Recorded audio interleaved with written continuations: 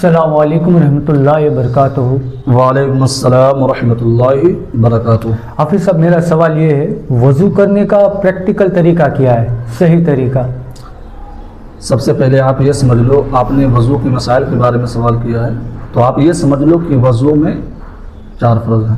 بے شک۔ اب وضو کرنے کا طریقہ کیا ہے وہ آپ سماعت کیجیے۔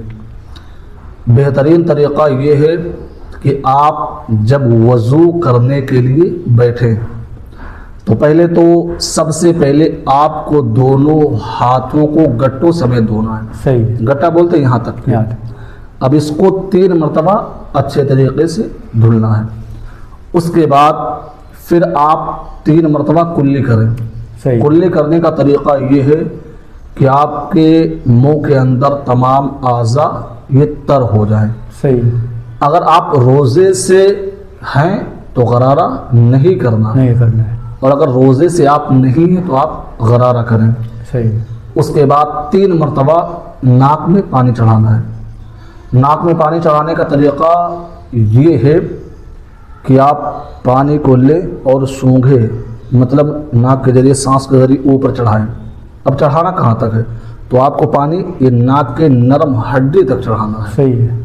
آپ 3 مرتبہ چڑھائیں۔ اس کے بعد چنگلیاں یعنی بائیں ہاتھ کی چھوٹی انگلی، اس سے آپ ناک صاف کریں تاکہ جو بھی رطوبت ہو، گندگی ہو، دور ہو جائے۔ صحیح۔ اس کے بعد آپ کو اپنا فیس، اپنا چہرہ دھلنا ہے۔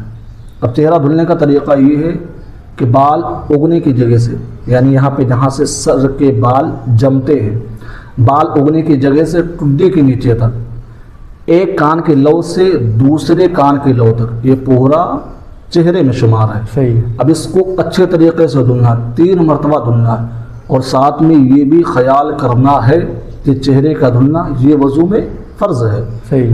تو آپ کو یہ اچھے طریقے سے دھلنا ہے، کہیں ایک بال کے برابر بھی سوکھا نہیں رہنا چاہیے۔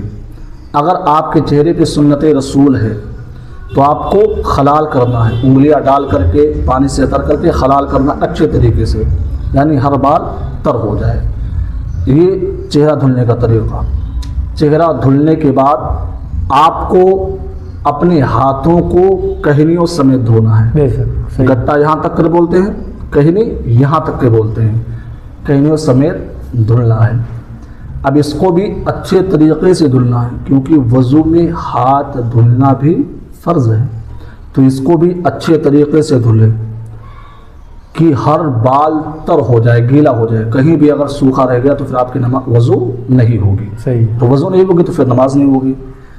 ہاتھ دھلنے کے بعد پھر آپ کو چوتھائی سر کا مسح کرنا ہے، اور مسح کرنے کا طریقہ یہ ہے کہ آپ مسح اس طرح کریں، جیسے یہ آپ کے ہاتھ ہو گئے، ہاتھوں کو پہلے پانی سے تر کر لیں۔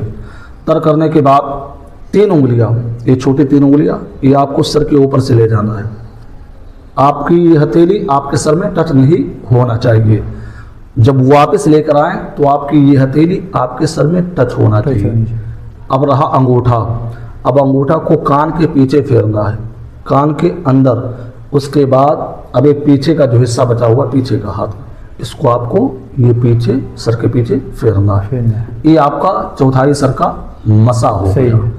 اب آخر میں رہ گیا پیر دھلنا۔ پیر آپ کو ٹخنوں سمیت 3 مرتبے دھلنا ہے، اور یہ بھی بہترین طریقے سے، اچھے طریقے سے دھلنا ہے کہ کہیں بھی بال کے برابر سوکھا نہ رہ جائے۔ صحیح۔ کہیں بھی خشک نہ رہے۔ اگر کہیں بھی خشک رہ گیا پیر کو دھلنے میں تو پھر آپ کی وضو نہیں ہوگی، اور جب وضو نہیں ہوگی تو پھر نماز نہیں ہوگی۔ صحیح۔ تو یہ وضو کرنے کا بہترین طریقہ ہے۔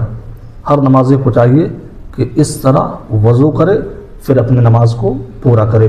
حدیث شریف میں بیان کیا جاتا ہے، جس شخص نے وضو کیا اور اچھے طریقے سے وضو کیا تو اس کے تمام گناہ جھڑ جاتے ہیں، سبحان اللہ، یہاں تک کہ اس کے ناخنوں کے نیچے سے۔ بے شک بے شک۔ وضو کے بے شمار فضائل ہیں۔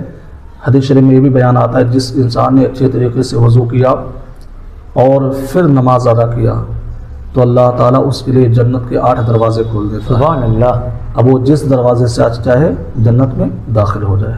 السلام علیکم ورحمۃ اللہ وبرکاتہ.